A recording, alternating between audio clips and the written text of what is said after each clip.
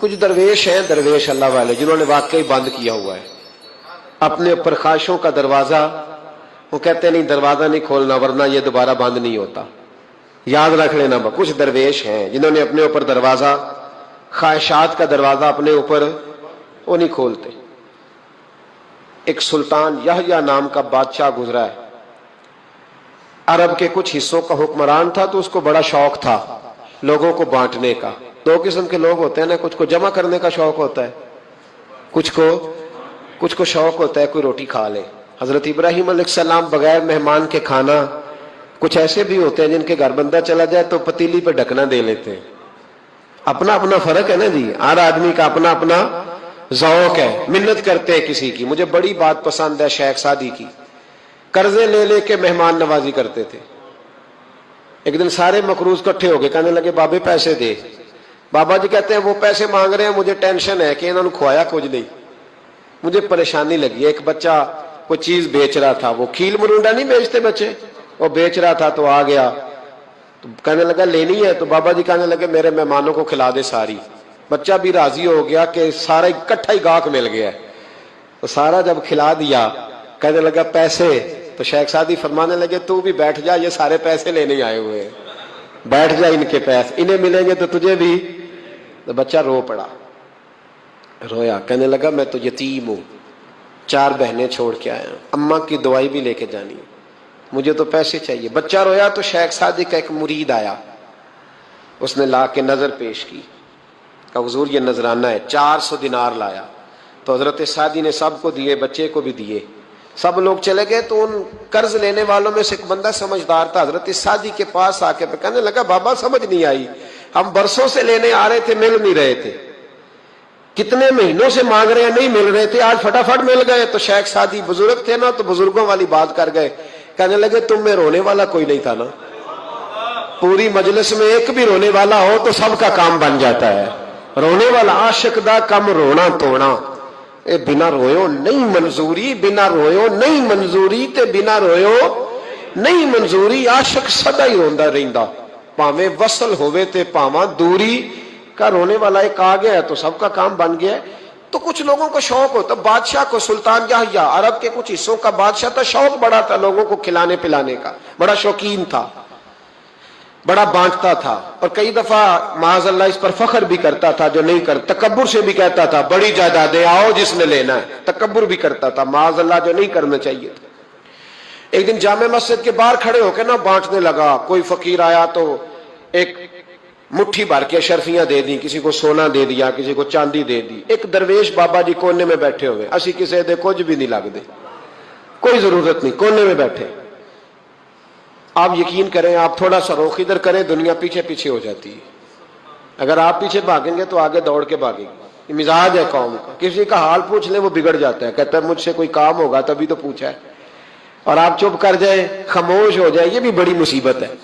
کہ پیار کر لیں تو اس کا بھی نقصان دیکھنے میں آتا ہے. کہتے ہیں پتہ نہیں میرے اندر کیا لالچ ہے، کیا خوبی ہے جس وجہ سے مجھ سے اتنی محبت ہو رہی ہے. وہ بابا جی کونے میں توجہ ہی نہیں کی. جب توجہ نہ کی تو سلطان کی توجہ خود بخود ہو گئی. سلطان یحییٰ کہنے لگے بابا کوئی قابل توجہ آدمی ہے، سب لوگ لائنوں میں لگے ہوئے بھاگ رہے ہیں، بادشاہ آیا ہے. یہاں تو شادی پہ کھانا کھل جائے تو بڑے بڑے امیروں کا پتہ چل جاتا ہے کہ بننے کیا لگا ہے. کہتے پتہ نہیں دوبارہ چھوٹے گوشت کی ٹرے آئے گی کہ نہیں آئے گی. اور اتنا سارا رکھ لیتے ہیں کہ علمان والحفیظ، بڑے بڑے امیروں کے پول کھل جاتے ہیں، پتہ چلتا ہے کتنے تگڑے امیر ہیں. تو جب اس نے کہا شرفیاں، سونے، ہیرے، جواہرات، تو جو نہیں تھے فقیر وہ بھی لائنوں میں لگ گئے. لیکن وہ فقیر پھٹے پرانے کپڑے، سانو تخت ہزارے دی لوڑ کیے، نالے کی لگے شہر بمبول دے نال، اسی اپنی بال کے سیکنے، سانو کی لگے کسی اور دے نال. اور اقبال نے اس کی تشریح کی. اقبال کہنے لگے ہوا گو تند و تیز ہے لیکن چراغ اپنا جلا رہا ہے. ہوا گو تند و تیز ہے، تیز ہوا میں چراغ نہیں جلتے. ہوا گو تند و تیز ہے لیکن چراغ اپنا جلا رہا ہے. وہ مرد درویش حق نے جس کو عطا کیے ہیں انداز خوش روانہ، فرماتے ہیں جسے اللہ نے بے نیازی دے دی، لالچ سے دور کر لیا، وہ کسی کی پرواہ، وہ اپنا چراغ جلاتا ہے. اپنی مٹی پہ چلنے کا سلیقہ سیکھو. سنگ مرمر پہ چلو گے تو پھسل جاؤ گے، وہ بابا بیٹھا ہے تو بادشاہ کہنے لگا اسے بھی بلاؤ. بابے کو بلایا, کہنے لگا تجھے کچھ نہیں چاہیے؟ بابا کہنے لگا چاہیے تو بڑا کچھ, پر تجھ سے نہیں چاہیے. کہا کس سے چاہیے؟ فرمایا اس سے چاہیے جو دے کے حساب نہیں پوچھتا, بغیر حساب دیتا ہے, اس سے چاہیے. کہنے لگا نہیں, دروازہ کھلا ہے, تو بھی لے لے. بابا کہنے لگا میں لے تو لوں پر تو دے کچھ نہیں نہ سکتا. بادشاہ کو غصہ آیا, اکڑ تھی, تکبر تھا. کہنے لگا تو کیوں نہیں میں دے سکتا, تو سوال کر. تو بابے نے ساتھ والے فقیر سے لکڑی کا کالا پیالہ پکڑا, ہوتے نا فقیروں کے پاس مانگ, لکڑی کا کالا پیالہ, تو کہا لو دے دو کچھ. اس نے فوری طور پر سونے کی اشرفیاں مٹھی بھری اور لکڑی کے پیالے میں ڈالی. اب جب پیالے میں ڈالی تو کڑ کڑ کی آواز تو آئی, پر پتہ نہیں وہ کدھر گئی ساری اشرفیاں. دوسری مٹھی ڈالی تو پھر کڑ کڑ کی آواز آئی, پر اشرفیاں کدھر گئی کوئی پتہ نہیں چلا. تیسری, چوتھی, پانچویں, بابے کا پیالہ خالی کا خالی. 2 دفعہ بھی, 4 دفعہ بھی. یہ بادشاہ لوگ ضدی ہوتے ہیں, مانتے نہیں جلدی, کیونکہ انہیں کسی نے بتا دیا ہوتا ہے نا سارا کچھ تم ہی ہو, اڑ جاتے. ہاں, جو جس منصب پہ بھی بادشاہ ہوتا ہے اڑ جاتا ہے. اس نے کہا میں بھی ضدی ہوں, پیالہ بھر کے چھوڑنا ہے. ایک بوری منگا لی, دوسری منگا لی, تیسری منگا لی. بابا خوش ہے, مطمئن ہے, چلو ڈالو, تم نے کہا تھا ملیں گی. اب وہ مٹھی ڈالتا, کبھی اشرفیاں, کبھی ہیرے, کبھی چاندی, پر پتہ نہیں کدھر جاتی. بالآخر آہستہ آہستہ بیک ہونے لگ گیا.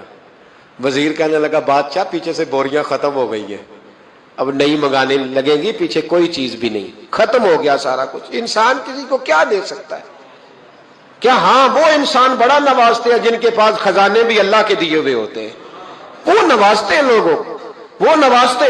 کہا تو کیا دے سکتا ہے؟ بادشاہ جب تنگ آ گیا نا بادشاہ, تو گھوڑے سے نیچے اتر آیا اور بابے کے پیروں میں بیٹھ کے کہنے لگا بابا یہ پیالہ ہے کس بلا کا نام؟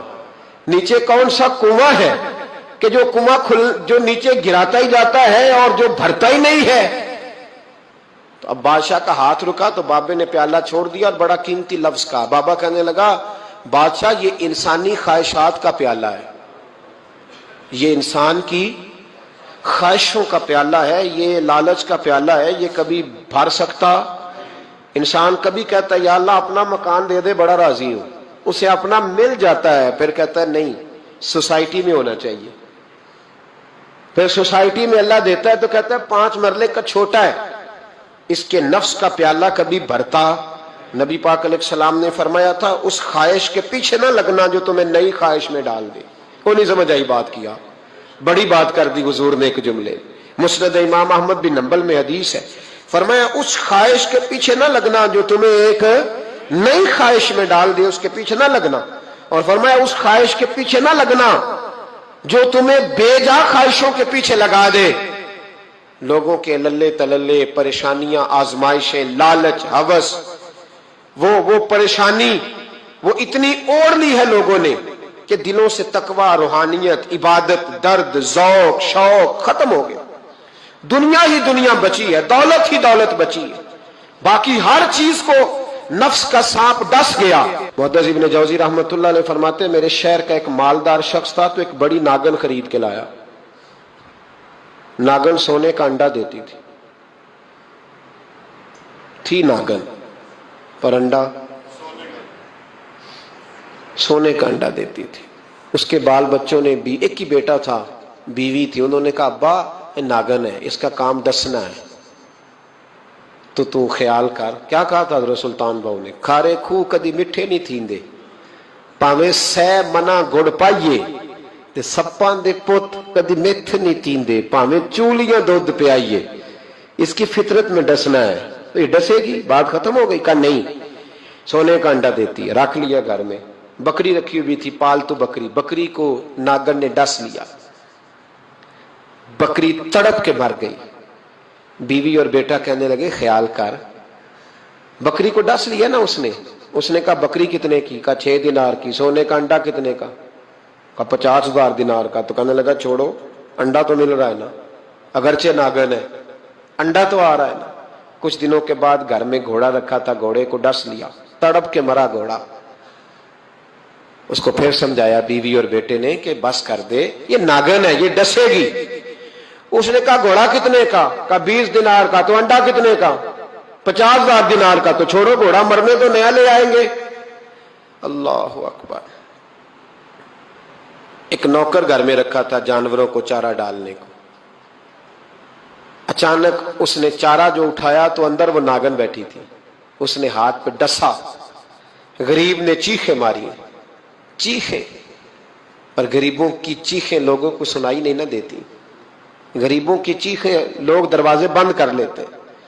लोगों ने इसलिए काले शीशे लगाए हैं कारों को कि गरीबों की चीखें ना दिखाई दे ना सुनाई दे। नागन ने डसा, चीखने लगा नौकर, लेकिन गरीब का खून भी सस्ता होता है ना, उसका सारा वजूद जहर से फट गया। लेकिन मालिक को तरस ना आया, कहने लगा नया मुलाजम आ जाएगा। अब बीवी और बेटे ने पैरों में बैठ के समझाया कि बस कर दे, इसको छोड़ दे कहीं या मार डाल, ये नागन है। उसने कहा पागल हो गए हो, कभी सोने का अंडा देखा है? सोने का अंडा देती है। वक्त गुजरने लगा, चंद महीने सुकून के गुजरे, लोग बात भूल गए। एक दिन सवेरे सवेरे कमरे से मां के रोने की आवाज आई, और जब अम्मा चीखी, खामन दौड़ा तो कहने लगी ले तेरे सोने के अंडे बच गए। और वो देख मेरे बेटे को डस के बिस्तर से उतर गई है। वो देख मेरा इकलौता बेटा। अभी बेटे को उठा के तबीब के पास ले जाने ही लगे थे, वो अपने घर के दरवाजे तक पहुंचा था कि जनाब इजराइल पहले तशरीफ ले आए। अब जब वापस आया, बेटे का जनाजा बड़ा मुश्किल है बाप के लिए उठाना, बड़ा मुश्किल है, बड़ा मुश्किल। रोने लगा, चीखने लगा। एक बेटा वो भी पर्दा कर गया। जनाजा उठा, लोग उसको दफन करने के लिए निकले तो मां ने भी सारा सामान समेटा। मां ने भी वापस आके कहने लगा तू कहां जा रही है? कहने लगी इस वेड़े में, इस सहन में मेरे बेटे की मौत हुई। यहां सोने के अंडे बचे पर मेरा बेटा नहीं बचा। मैंने उस आंगन को क्या करना है जिसमें सोना तो पड़ा हो पर बेटा मां पुकारने वाला हो ही कोई ना। मेरी तो सारी आरज़ुएं उजड़ गई, तेरे लालच ने हर चीज तबाह कर दी। कहने लगा मैं इसे मार डालूंगा, निकाल दूंगा। कब क्या फायदा, तो खत्म हो गई बात। देख कदरा कुछ कदर न जाती, कीती खूब तसल्ली हूं, दुनियादार पुजारी जर दे, कुत्ते दे गल टल्ली हूं, अब क्या फायदा। बीबी निकली तो शख्स चौक में आया, डंडा लिया, नागन को मारा। और इब्न जौजी फरमाते हैं वो पागलों की जिंदगी बसर करता था। उसके दाएं बाएं सोने के अंडों का ढेर लगा होता था। वो लोगों को कहा करता था मेरे जैसे लालची न बनना, मेरे पास ना बीवी बची, ना बच्चे बचे, ना घर बचा, ना कोई वफादार बचा। हाँ मेरे पास दौलत बच गई।